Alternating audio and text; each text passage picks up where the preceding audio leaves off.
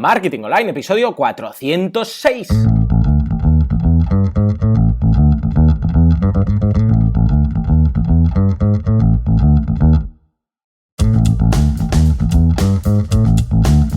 Muy buenos días a todo el mundo y bienvenidos un día más, una jornada más, un jueves más a Marketing Online, el programa, el podcast en el que hablamos de todos esos conceptos, técnicas, estrategias y noticias del marketing digital, del marketing en internet, del marketing 2.0, del inbound marketing, del marketing de redes. En fin, ya lo sabéis, llevamos 406 programas, no vamos a descubrirlo a estas alturas. Hoy, jueves 3 de diciembre del 2015, un invitado muy interesante que nos va a contar, nos va a revelar los secretos de qué debemos hacer para que nos concedan un crédito o un préstamo. Va a ser muy curioso, Pero antes, recordar que en boluda.com/cursos tenéis esos videotutoriales guiados paso a paso, a tiempo real, para crear vuestra página web y, evidentemente, aplicar las técnicas de marketing correspondientes para llegar a vuestro público objetivo.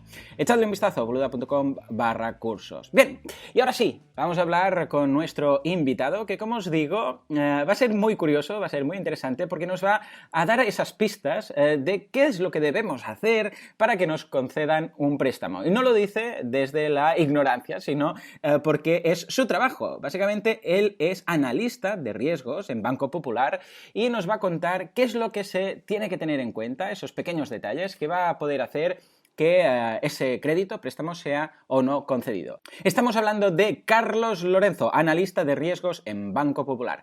Carlos, muy buenos días. Hola, muy buenos días, Joan. ¿Qué tal? ¿Cómo estamos? ¿Cómo va todo? ¿Preparado Pues muy ya, bien. pensando ya en la Navidad y los regalos? No, aún queda mucho. No me gusta Bueno, tanto sí. la Navidad como para estar pensando en eso. Sí, ¿verdad? Además es un gasto. En fin, todos son gastos y el tema de los créditos, es apasionante, sobre todo, no para pedirlos, para comprar los regalos de Reyes, evidentemente, pero No. sí para crear. Aquí en mi audiencia tengo emprendedores, autónomos que tienen ideas de negocio, proyectos, etcétera, y la financiación es un tema que les preocupa bastante, o al menos no les preocupa, pero sí los ocupa. Entonces, cuéntame exactamente un poco, porque cuando vas a un banco y pides un préstamo, un crédito, una cierta financiación, ya sea por una cosa o por la otra, siempre te dicen, bueno, vale, estos son los datos, ahora lo pasamos a riesgos, es lo que decía. Bueno, lo pasamos a riesgos, y eso nos suena un poco conceptual, ¿no? Un poco ambiguo, y siempre nos preguntamos, ¿qué debe ser eso de riesgos, no? Pues en riesgos estás tú. Básicamente, cuéntanos, ¿qué es lo que haces en tu día a día en riesgos? Te comento, yo veo operaciones que me pasan a sucursales. El canal de comunicación que tiene el cliente es la sucursal. Tú vas a la sucursal o la sucursal te visita tu negocio y te pregunta tus necesidades cuando te visita, si tienes necesidades de financiación o no.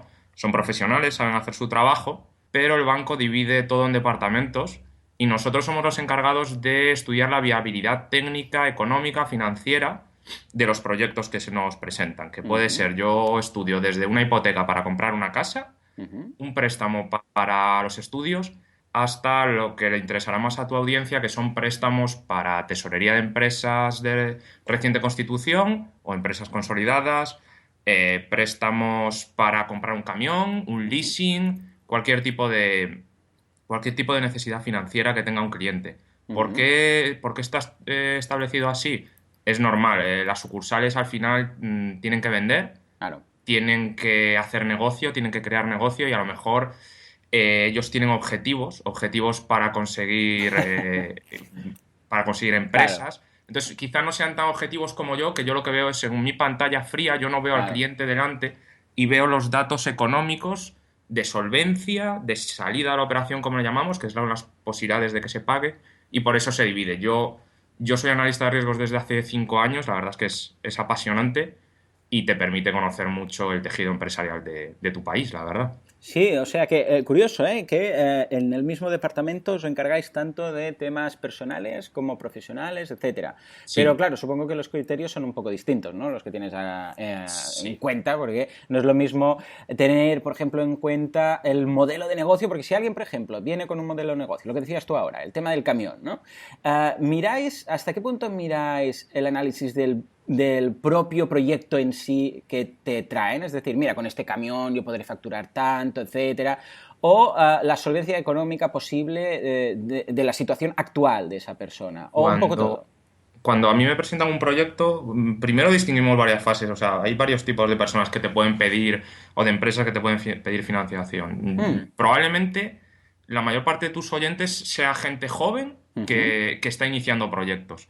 Cuando tú estás iniciando un proyecto, cuando a lo mejor a lo mejor ni has empezado a facturar, simplemente tienes la idea de negocio, es muy difícil saber si tu negocio va a funcionar o no. Si tú vas a montar un e-commerce o si tú vas a montar una plataforma de crowdfunding, yo como analista, aparte de que son sectores en los que no hay mucha experiencia, obviamente, porque no hay experiencia para nadie, o sea, no llevan tantos años en España, aparte de eso, yo no sé si va a funcionar tu negocio, porque no lo conozco tan en profundidad. Entonces, cuando me presentan un proyecto de un estudio de viabilidad del negocio, yo lo miro, lo repaso, pero todos están pensados y hechos para que funcionen, para que salgan. El papel lo aguanta todo, Joan, tú lo sabes. Claro, sí, lo hemos dicho tantas veces en este caso, ¿no? El papel lo aguanta todo. Entonces, yo lo estudio y me fijo en varias variables.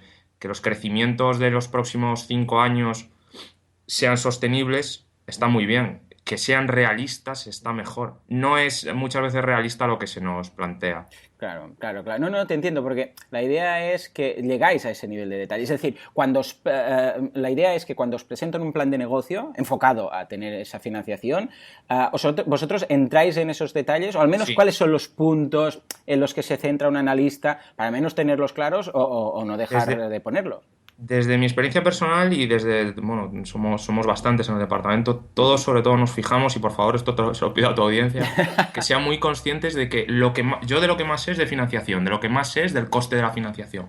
Por favor, cuando alguien mande un plan de viabilidad y lo haga, que los costes de financiación sean realistas, que nadie me diga que los gastos financieros de la empresa le van a suponer un coste de un 0,5% o de un 20%, en el sentido de que, o sea, que la financiación no te cueste eso. Yo le recomiendo a tus oyentes, Joan, que vayan a la página web del ICO, que miren los tipos medios del ICO, que ahora mismo pues están en torno más o menos un 4,5%, un 5,5%, y que se basen en eso, porque es la guía que ellos van a poder tener para saber cuánto le va a costar la financiación de su proyecto. Si tú me pones un 10% y yo es lo único que controlo y sé que eso está mal, Joan, como comprenderás, yo pensaré que todo estará mal, que todo es invención tuya. Claro, si algo tan básico, tan clave como saber el precio del dinero que te va a costar esa financiación ya está mal, ya piensas, madre mía, si esto que es tan básico no lo ha introducido bien, imagínate. Bueno, primero que todos los cálculos están mal, pero después, claro, mina la credibilidad de ese proyecto. Pues sí, todos los proyectos están hechos, como decimos, para que salgan, pero si ese guarismo no es el adecuado, le resta mucha credibilidad. Y yo he dejado alguna vez de leer algún proyecto en ese momento. No lo he descartado por eso, pero he dejado de leer el proyecto y me he centrado en los datos de solvencia, en otro tipo de datos, porque sabía que eso no me iba a aportar nada. No, totalmente. Eso es un fallo, como decía un profesor mío, un fallo septembrino. Si te equivocas en eso en el examen, directo a septiembre. O sea que, por favor, repasadlo. Entonces, ¿qué tipos de financiación tenemos en un banco cuando vamos a la sucursal? ¿Qué posibilidades tenemos, al menos a grandes rasgos, para saber cuando alguien va qué es lo que puede pedir o ir con un poco de criterio para que el director, evidentemente, se digne a escucharlo, que vea que la persona sabe de lo que habla y lo pase a riesgos? Sí, y sobre todo, además, aparte de la credibilidad y demás, que el comercial del banco no nos lleve al producto que él quiere, sino que sea el producto que tú quieras y que sea la necesidad que tú tengas. Estoy viendo ahí un cierto partido de tenis entre los directores de sucursales, que son comerciales, como te indican, y los de riesgos, ¿no? Porque claro, unos dicen, sí, tenemos que conceder, que les deben pedir activo, conseguid activo, ¿no? Activos son las financiaciones en las sucursales. Y vosotros que decís, sí, bueno, pero no vale todo, ¿no? Aquí lo que tenemos que hacer es ser solventes y que nos devuelvan ese dinero. Y muchas veces simplemente ellos quieren hacer pues leasing porque están en campaña y lo que corresponde pues es una póliza de crédito. Claro. Y los tenemos que reconducir y decir, mira, muy bien, la financiación se la voy a dar, pero vamos a dársela por este cauce. A ti no te va a Estupendo. computar, pero es lo que necesita el cliente y lo que al banco más le interesa en este momento también. Apasionante. Me gusta mucho, me gusta mucho. Evidentemente, sí que es apasionante este mundillo. A ver, pues venga, Te comento. ubícanos. Pues a ver, hay diferentes tipos. Sobre todo dependerá de tus necesidades. Ujú. Si tú estás iniciando y tienes que cubrir tus primeros costes, puede ser que muy probablemente lo mejor que te pueda pasar sea, o lo mejor que puedas solicitar sea una póliza de crédito. Una póliza de crédito supone que tú solo tienes una línea de crédito y tan solo vas consumiendo sobre esa línea. No te dan imaginemos, 60.000 euros. No te dan los 60.000 euros. Tú tienes 60.000 euros dispuestos que vas disponiendo para pagar facturas, para pagar a tus proveedores, y en esa misma cuenta de crédito tú ingresas cuando tu cliente te ingresa, lo ingresas ahí. Y lo que haces es cubrir el diferencial entre periodos de cobro y periodos de pago. Vale, es como una especie de super tarjeta de crédito o un Sí, super sí. descubierto permitido, por decirlo Exactamente, así. exactamente. Una Bien. tarjeta revolving que le llamamos, sí, es eso. Tienes hasta un cierto límite de crédito y lo puedes ir utilizando. Esto yo creo que es lo que más le puede interesar a gente que comienza, que no tiene aún muy claro cuáles van a ser exactamente ni sus gastos ni los periodos de cobro que va a tener, y es una manera de tenerlo cubierto y de jugar con la tesorería, que es también muy, muy importante. Totalmente, lo veo muy bien. Claro, entonces el crédito te permite, entiendo, pagar únicamente durante los periodos en los que lo estás utilizando, o también funciona como el préstamo y No, pagas. el crédito tiene una comisión de disponibilidad que le llamamos, que es sobre los 60.000 euros te va a cobrar el 0,25 más o menos, el 0,10, eso es Bien. negociable, trimestral, y sobre lo que tú consumes, pues ya el tipo Perfecto. el tipo que tú ya hayas negociado. ¿Qué lo diferencia del préstamo? Que si tú pides 60.000 euros en un préstamo, te los abonan en tu cuenta y tienes que empezar a pagarlos desde ya, al menos de que tengas carencia, y pagas sobre los 60.000. Claro. Entonces, habitualmente es más económico y sobre todo es para trabajar con periodos de pago que aún no conoces, que suele pasar cuando inicias un negocio. Yo creo que es lo más recomendable. Totalmente, totalmente. No, es Luego, muy coherente. Sobre todo en algunos casos, claro, si necesitas la inversión totalmente para comprar, no sé, maquinaria y claro, tienes que pagarlo, no. entonces no sería el caso. Pero sobre todo en temas de tesorería, que sabes que vas a tener picos puntuales, ¿para qué pedir todo el dinero y pagar el interés de todo cuando puedes pagar únicamente el interés, bueno, aparte del tema de la disponibilidad, el interés de los periodos en los cuales vas a utilizar ese dinero? O sea, que genial, estupendo. Exacto, exacto. Luego, a ver, para gente que acaba de empezar, para gente joven, yo recomiendo mucho ir a las sociedades de garantía recíproca. Bueno, trabajo en Madrid, aquí estaba en Madrid, que son muy interesantes a la hora de que si tú no tienes una solvencia, es decir, tú estás iniciando tu pequeño comercio, estás levantando la persiana, por así decirlo, tú vas a pedir un préstamo y a lo mejor no tienes nada, no tienes solvencia, no tienes nada de respaldo y tu negocio acaba de empezar. Aunque lo que tú pides es realista y probablemente tu negocio vaya bien, el banco puede tener sospechas y te puede pedir que o avalen tus padres, que avale alguien. Claro. Alguien con solvencia. Si tú esta opción la quieres reservar o en un principio no la quieres contemplar porque es normal, es tu negocio, existen las sociedades de garantía recíproca, las SGR, que avalan a pequeñas y medianas empresas. Lo que hacen las SGRs es eso, simplemente te avalan. Las SGRs básicamente es capital público, son empresas de capital público que lo que hacen es avalar a pequeños empresarios, están detrás las comunidades autónomas, cada comunidad autónoma tiene la suya, aquí es Aval Madrid, y lo que tú tienes que hacer es solicitarle que te avalen. Te hace un estudio del riesgo como te puede hacer un banco, Bien. o mejor incluso. Si ellos te conceden el aval, el banco no va a tener ningún problema en concederte el préstamo porque en caso de que tú no pagues, pagará la SGR en caso de liquidación. ¿Cuál es el tema? Lo que yo recomiendo a tus oyentes, ¿vale? No pidáis el 100%. Cuando tú vayas al banco, por ejemplo, dile, oye, ¿me darías el préstamo avalado por una SGR, la que sea, Valmadrid, Iberaval, al 60, al 70%? El banco ya solo está corriendo con el 40, el 30% del riesgo. Vale. Y a las SGRs, por la experiencia personal que yo tengo, le gusta eso. Le gusta que el banco también asuma algún riesgo. Que no sean solo ellos. Claro. Que el riesgo sea Queda compartido. dividido. Claro. Que el riesgo, esto es muy importante. Los riesgos compartidos son siempre muy importantes. Nos pasa al banco también. También recomiendo cuando entregues tu plan de financiación, o sea, tu plan de viabilidad, que especifiques las fuentes de financiación que tienes y una tiene que ser sí o sí tu propia Claro, financiación. totalmente. Tú tienes que aportar fondos. Si tú no aportas el 20%, el banco no tiene ningún motivo para decir, pues yo te pongo el resto, porque si tú no aportas nada, estás dando a entender que no crees en tu negocio, que crees que hay muchas posibilidades de que vaya Claro, mal. claro. Entonces, yo como banco, si tú no crees, yo no voy a creer en ti. No hay nadie tiene que creer más en ti que tú mismo. Yo creo que eso es básico. Pero las SGRs ayudan para esto. Entonces, Totalmente, totalmente. No, y además lo que dices tú, si vas y dices, no, mira, yo voy a poner un 20%, tengo una SGR que me va, o sea, a apoyar con un 50, un 60, y evidentemente estás diciendo, no únicamente el riesgo, que es lo que estás diciendo, ¿no? Sino que además sabe el banco o hay riesgos, ven que tú propiamente pones dinero con lo que crees en el proyecto y una SGR también ha creído en el proyecto porque lo que dices tú se lo ha mirado y se lo ha mirado más con lupa quizás que el propio banco porque están avalando. O si sea una, que, si una estupendo.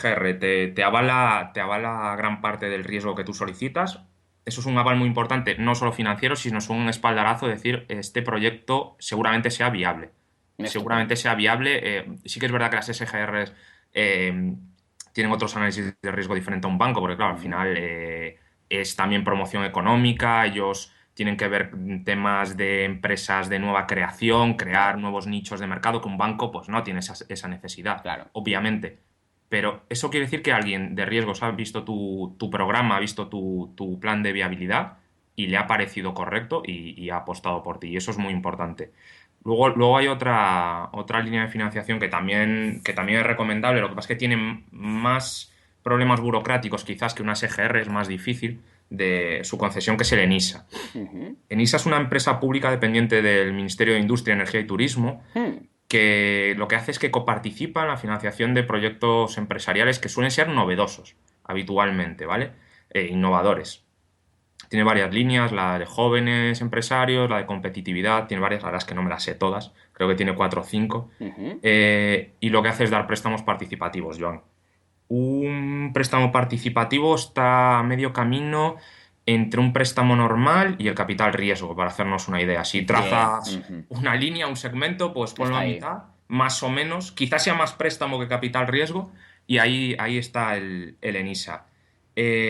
¿Por qué te digo esto? Los ENISA, cuando tú los solicitas, cuando te los conceden, si te los conceden, se considera capital participativo de la empresa, se considera capital social solo en caso de que la empresa se liquide, en caso Ujú. de disolución. Entonces tú lo puedes computar, ese préstamo va directamente a capital social. Vale. Ujú. ¿Vale? Eso es muy importante porque seguramente la mayor parte también de tus oyentes creen empresas con capital social de 3.000 euros, que Sí. es lo mínimo. 3.006 euros normalmente, ¿verdad? Exactamente, que es lo mínimo legalmente establecido. Y está muy bien y es normal y es lo que hacemos, bueno, lo que hace todo el mundo cuando crea una empresa. Entonces, esto te da un plus, el fondo de maniobra te lo eleva. Claro. O sea, determinadas cosas a lo mejor que ya son un poco técnicas, que no voy a entrar, pero que para el banco que te hayan concedido un ENISA es aún mejor que te hayan concedido una SGR. eh, y refuerza la estructura financiera de la empresa, ¿vale? Temas complicados de NISA, es complicado que se concedan, ¿vale? Ujú. No se conceden tantos como las SGRs.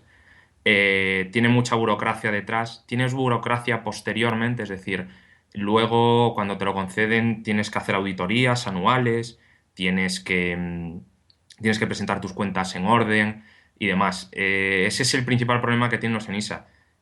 Luego, pues para mí son todo ventajas. Para los jóvenes emprendedores, que supongo que es la línea que más puede interesar a tus oyentes, dan entre 25.000 y 75.000 euros. Eso Ujú. sí, Muy bien. como es un préstamo participativo, ENISA no es nunca el principal financiador de tu proyecto. Tú no me puedes pedir el 100% de tu proyecto a ENISA porque no te Claro, lo va a claro, dar. no tendría sentido. No, Entonces tú tienes que evidentemente. poner de fondos propios, es decir, de capital propio, Ujú. como mínimo el 50%. O Claro. sea, ellos te doblan tu capital social. Ah, es lógico. No van a tener ellos más capital social que tú en tu propio, Porque no vamos, quieren negocio. decidir sobre tu empresa. Claro, claro. Exactamente. Por eso están a mitad de camino entre un préstamo normal y una sociedad de capital riesgo. A mí Estupendo. los ENISA me gustan mucho. Mm. Veo muy pocos en España. Mm. Quizá el Ministerio de Industria, Energía y Turismo debería apostar más por este tipo de préstamos. Y otra cosa muy importante, que no se le olvide a los que lo concedan, que es que si tienes página web o si tienes, habitualmente es que muchos de los proyectos son gente que tiene su propia página web, tienes que poner el logo de Enisa visible. Ah, vale. No lo Perfecto. escondáis, porque no les gusta que lo escondáis. O sea, tiene que estar en el home, en la primera página de tu web, aunque sea abajo de todo, pero allí tiene que poner Enisa, ¿de acuerdo? Vale, que se Es vea. el autobombo de las Claro. acciones. Muy bien, estupendo, estupendo. Nos quedan también los BEI y los ICO. A ver, ¿qué caería Hay ese un tipo de problema préstamos? tanto con los BEI como con los ICO ahora mismo, sobre todo con los ICO. Los ICO, aunque te he dicho que sí, que mires el tipo medio, lo veas con el ICO y tal, si están empezando a dejar de dar en España. Te cuento. Se empiezan a dejar de dar por Mario Draghi, que ha regado de liquidez a los bancos. Los ICO lo que suponía es que el 50% del riesgo lo corría el Instituto de Crédito el Instituto de Crédito Oficial, perdón, que eso es lo que quiere decir ICO. Ahora ya no es necesario que el ICO corra con ese riesgo porque los bancos tienen excedente de dinero y necesitamos prestarlo. Y los bancos ganan más, mucho más dinero, prestando su propio dinero que el dinero del ICO. Claro. El dinero del ICO al final le deja un margen, un 1, un 2, un 3%. Tu propio dinero, que el Banco Central Europeo te lo da gratis, te penaliza si no lo usas, pero te lo da gratis, tú lo puedes prestar al 5 o al 6%. Claro, Entonces, lógico. en un momento de excedente de liquidez como el que estamos viviendo, además, aprovechando esto, animo a que si alguien no tiene muy claro aún si pedir un préstamo ahora o dejarlo para dentro de un año, que lo haga ahora. Bueno, pues venga, tomad nota. Eso por... Ahora mismo los bancos están más receptivos tanto a conceder crédito porque necesitan dar salida Claro. al dinero que tienen, porque si no el Banco Central Europeo los penaliza, y es que además tienen todo el dinero que quieran. Claro. Todo. Entonces los ICO ahora mismo se utilizan menos, mucho menos, se siguen utilizando, pero probablemente si tú vas a un banco, Joan, no te lo ofrezcan directamente. Los tipos ya no son tan interesantes porque han bajado bastante los tipos, con lo cual te vas a mover. Antes era muy interesante para el cliente porque los tipos del ICO eran más baratos que los que te iba a ofrecer. El banco te podría ofrecer un 7, un 8 y el ICO se movía entre un 5, un 4,5, un 6 como mucho. Ahora los tipos del ICO son los mismos que los que te puede dar un banco, más o menos. Vale. Entonces ya no son tan interesantes. Con los BEI pasa un poco más o menos lo mismo. Ahora han sacado otra línea también que le llaman FEI, le van cambiando los nombres, no sé por qué, pero bueno, ahora el BEI ha sacado la línea FEI, que es más o menos como la de ICO, corre también con el 50% de los riesgos, pero no todas las empresas se pueden acoger a esa, no todos los CNAES, no todos los códigos de actividad se pueden acoger a esa línea. Os aconsejo que vayáis a la página web del BEI y veáis si os podéis acoger. Es muy interesante porque corren con el 50% del riesgo el BEI, este sí se está dando un poco más y los tipos son más competitivos, estamos hablando de tipos del 3,5, del 4%, Muy un bien. poco más competitivos que los otros. También te digo que muy probablemente está un poco encorsetado, entonces muchos de los códigos de actividad de tus oyentes no estén incluidos ahí. ¿Es para algún tipo en concreto de actividades o...? No, hay un catálogo grande, pero yo creo que están más pensados para actividades agrícolas, actividades que ahora vale. mismo quieren potenciar y no tanto, pues yo entiendo que el e-commerce debe ser la estrella de la Sí, gente sí, normalmente sí. que escucha este podcast y, por ejemplo, el e-commerce no está. O sea, dependiendo Claro. de lo que vendas, pero no está incluido. Entonces es una especie de préstamos que están incluso más baratos precisamente porque al gobierno le interesa potenciar ese tipo de actividad económica en el país, para Sí, entenderlo. a la Comunidad Económica Europea le interesa que ese tipo de actividades tenga recorrido en España y es lo que se está potenciando ahora mismo, bueno, en España y en toda Europa, porque los fondos son para toda Europa. Lo que antes eran subvenciones, ahora han dicho no hay dinero para subvenciones. No hay dinero para Pero subvenciones. vamos a poner estos préstamos, estos créditos, estas formas de financiación, al menos para potenciar esas actividades que no podemos olvidar, porque si no van a desaparecer. Ten en cuenta que en Europa, o sea, en España, con el veto de Rusia y demás, los agricultores están sufriendo mucho y hay que ayudarlos también. Vale. Parece que ya está con gente como tú que hace programas innovadores para gente innovadora. Parece que esto está superado, pero no está superado, Joan. Seguimos dependiendo mucho de la agricultura, la ganadería, la pesca. Pues venga, ahí estamos. Muy bien, a ver, perfecto, ya tenemos la parte más técnica. Pero después también hay algunos truquillos, quizás, algo más fácil, más simple, que también, ojo, no olvidemos que todo lo que hemos dicho hasta ahora es bastante clave, bueno, es clave.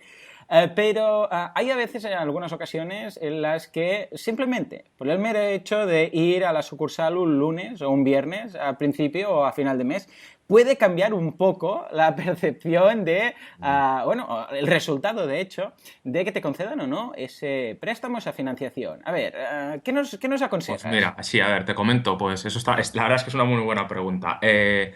Yo antes de ser analista de riesgos trabajaba en una sucursal y por experiencia propia te diré que en un lunes o un viernes, el viernes las sucursales cierran antes, no tienes posibilidad de ir a trabajar por la tarde si te has dejado algo pendiente, entonces tienes que terminarlo todo antes de las 2. Sobre todo un viernes, yo no aconsejaría a nadie que entrase a una sucursal a pedir un préstamo. Vale. ¿Vale? No es el mejor momento porque probablemente no seas atendido con la diligencia debida. Seguramente te atiendan, pero probablemente la persona que te atienda esté más pensando en lo que tenga que hacer Claro. que en ti y en tu proyecto. Entonces, yo lunes y viernes no los aconsejo. Otros días que puede ser que no aconseje, primeros de mes, finales de mes, a finales de mes, ¿Sí? los ¿También? pensionistas ya empiezan a cobrar su pensión y hay que pagar las nóminas a la gente y demás. Las sucursales tienen mucho más trabajo y a principios de mes la gente va a retirar el dinero, hay mucho más patio. Lo mejor para cualquier persona que va a pedir financiación, que está montando su propio negocio, que bueno, que el tiempo le cuesta también dinero a él, pero que tiene tiempo, por lo menos puede decidir sobre su tiempo, es que vaya a mediados de mes, que son como horas y días valle. Eso sí, no día 20 de octubre, ni 20 de enero, No, ni por días favor. de impuestos, días que Sí. se paguen impuestos tampoco, por favor. Y esos son buenos días porque la persona que te va a atender va a estar relajada, Claro. eso es muy importante. Para vender hay que estar relajado y para comprar también. Y tú te estás vendiendo a ti mismo. La persona está relajada, tiene tiempo para atenderte, ¿de acuerdo? Otra cosa importante, aparte del cuándo, es el dónde. ¿Dónde acudir a pedir financiación para tu proyecto? No hace falta que os recorráis todas las sucursales. Empezar por la vuestra. Empezar por donde tienen los ahorros vuestros padres o por donde habéis trabajado los últimos 10 años con los que habéis tenido pues una nómina y habéis decidido montar vuestro negocio o donde vuestra mujer tiene la nómina. Y otra cosa muy importante también que recomiendo a todo el mundo es que no tenga un único banco nunca.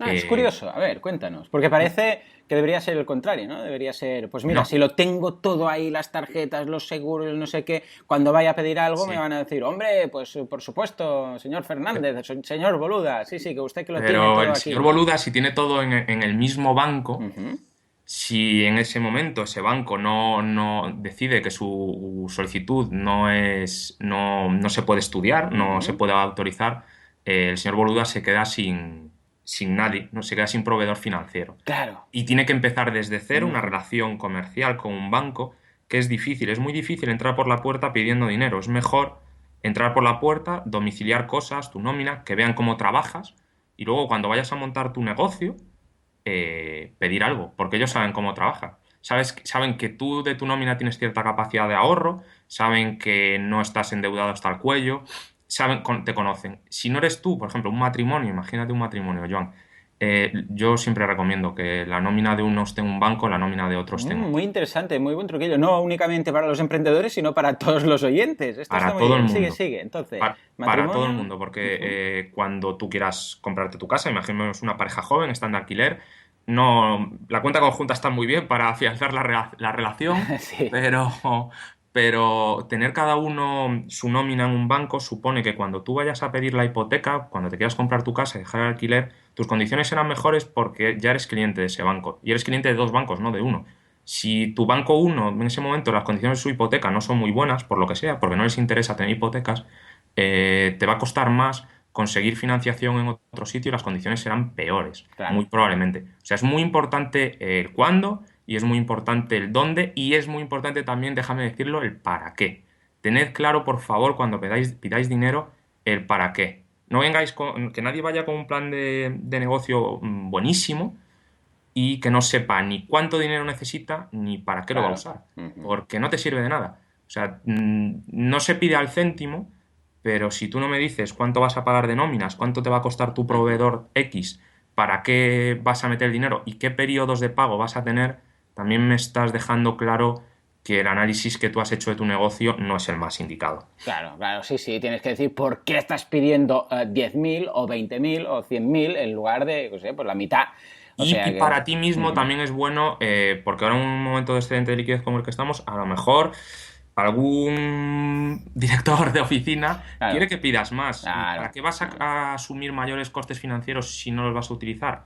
Sí, cierto. Bueno, me acuerdo, yo he estado trabajando también en una entidad bancaria, estuve durante un año y pasaban, estas cosas pasaban. ¿Por qué no le incluyes también el coche y el no sé qué, y Exacto, las vacaciones y no sé exacto. cuántos?